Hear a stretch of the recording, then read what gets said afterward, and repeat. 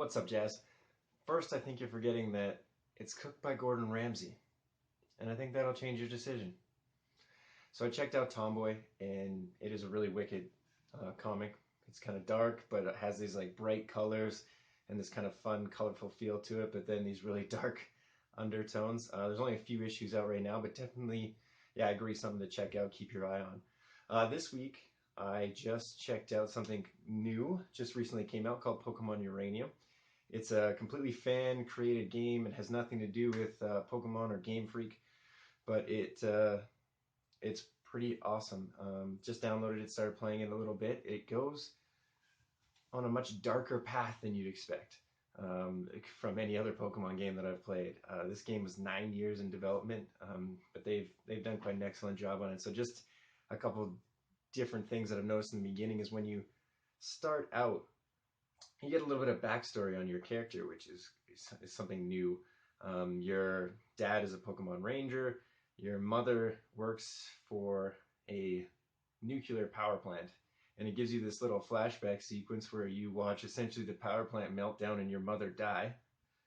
And then it gives you this little quick spiel about how your father then becomes very distant and cold and just focuses on work, and you end up going to live with your elderly aunt because your father no longer can take care of you.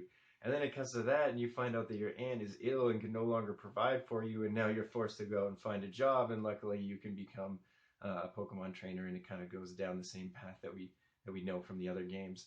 This game is kind of very aware of itself too. It's aware of all the similarities that the other games have, and it kind of tries to go against it. So for instance, when you're getting your starter Pokemon, you actually have to go through a test and you answer some questions, and that's how you get your starter Pokemon. You don't just get to pick from the three. Another changes is your kind of rival named Theo is younger than you. He's this kind of anxious, angry kid. He just wants to get out there and prove himself. Apparently, he's been living in your shadow. You kind of get that feeling. And instead of picking the Pokemon that's stronger than yours, like all the other games do, uh, he ends up getting the one that's weak to your Pokemon.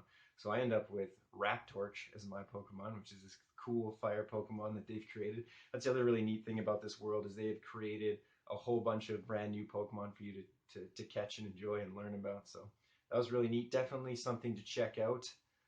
Yeah, that's kind of my recommendation for this week.